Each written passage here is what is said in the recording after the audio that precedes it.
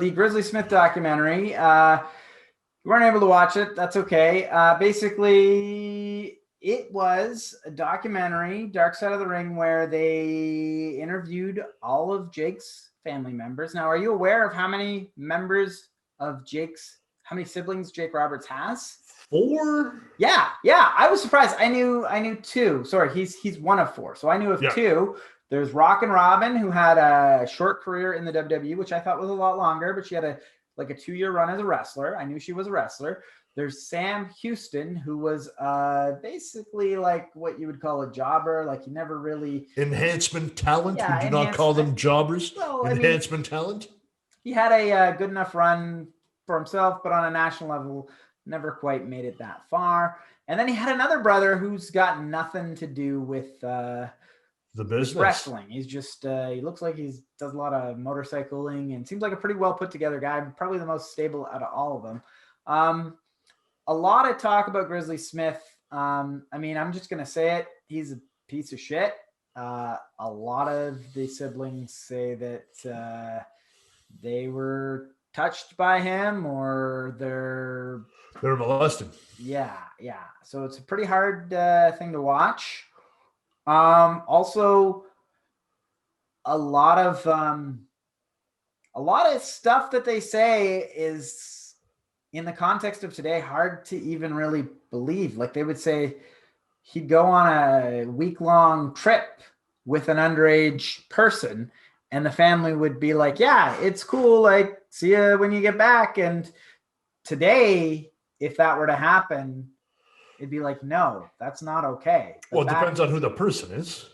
I don't know. You think that if you had a 12-year-old girl, that if some old 40-year-old man was like, I'm going to take her on the road with me for a week. That's what I mean. Like if it's like me and my niece, like somebody says, I'm going to try to kiss my ass, but like, yeah, not like, is it like, are you talking like the next door neighbor? It seems like it was just fans or something. Like that's the way that it was painted. And they're like, yeah, we didn't think anything of it. And I hear that kind of stuff. And even when you hear these Bill Cosby accusations, all these stories, they seem to have a much more casual, okay vibe with stuff that when I hear it, I go, there's no fucking way that that's okay, right? Yeah, I don't think so. Like what time was this? What, like 70s? 70s, yeah. Maybe like... people were obviously more trusting back then. Yeah. Right? Like you probably seen it. And to be honest with you probably look at it and he was a wrestler, was he not? Yeah, he was a wrestler.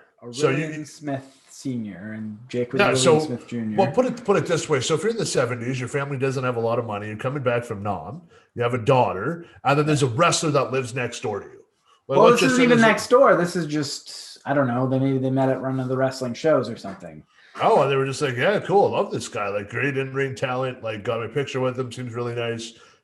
Hey, my daughter gets to go with him on trips because, he's bored. He's like, hey, yeah, I'll bring some fans with me. It doesn't wouldn't work right for me. Doesn't sound right to me. I don't get it. When I hear these stories and even Jim Cornette is a pretty outspoken guy and he's going, yeah, you'd hear all these stories like he's got some underage kid on his knee reading him Bible verses and whatever. And Jim Cornette's like, I didn't really think anything of that. Years later, I realized it was just the other thing. And fucking corny, I tell you.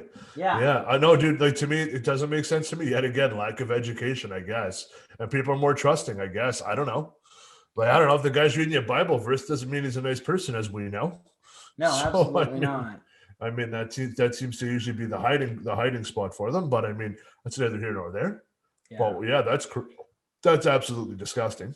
Yeah. Terrible. And other things that struck me from this episode that were strange was even though they were all victimized by him or victimized by even some of his like wives or whatever in some cases, and he protected those situations, they were all attached to him. They were all sad when he passed away. They all cared about it. It's Stockholm syndrome, right? You look at Stockholm syndrome, and there's so many. Just type it in your Google machine if you don't know what Stockholm syndrome is. You're right, yeah. And basically, that's what happens is that you feel that you're obligated to your abuser, and that's another reason why a lot of these a lot of these things don't come out, like the Cosby stuff and all this, because they have an admiration for a certain human being. And then what happens though is it takes one person to come out and say it. And then they go, okay, well, that happened to me too. And then they continue. That's how come they all come out at once. And you go, wow, how the hell did this happen? Why? Because one person had stones to stand up, and the next one didn't, and the next one did right behind them. And then there's strength in numbers. Where with these guys, it was like, that's my dad. That's, you know, my dad, or and Jake's side. I don't even know how that works. My sister's my mother, who's my aunt. I don't know how that worked with Jake Roberts, but that's a big fucked up situation. And that's all it is, right? Is yet again, and I feel bad for like these parents. If my child was ever, hey, dad, I'm going to go on the road with this guy, like, fuck.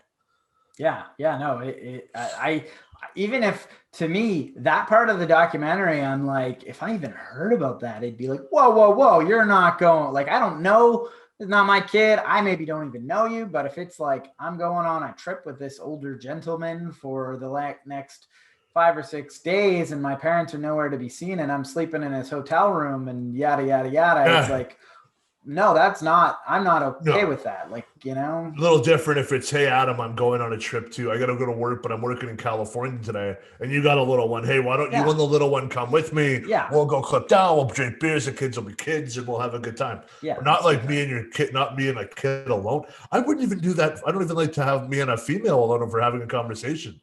Yeah. Like, you know what I mean? Like, if we're at work, I make sure that we're in camera view so that there's no issues. Like, if anything, you got to learn from these mistakes. But yet again, 70s, man, like people were different back then, I guess. A lot of it, you know, having grown up in the 80s, some of that might have been there. You know, sometimes you'd hear about, like, you know, characters in movies or something would be friendly with children or whatever. And to me, that even seemed bizarre that, you know, whatever, but just, I don't know, just a very different time.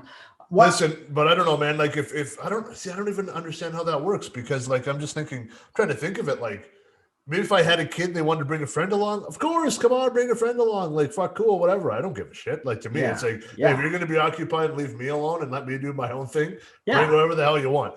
But I couldn't see, hey, I like your kid. Like, let me borrow your kid for the evening. No. I'm just going to hang out with your kid for the next 3 days, just me and him. It doesn't add up to me. I don't get it. I don't understand how the attitude was. The attitude was a lot different back then. And especially because they look at celebrities, probably looked at celebrities, even local, like Dickhead Smith was, and just go, yeah, he's got to be good. He's famous. Like, he's got to be nice. He's got money. And you're like, no, that's the least of your worries, man. Yeah.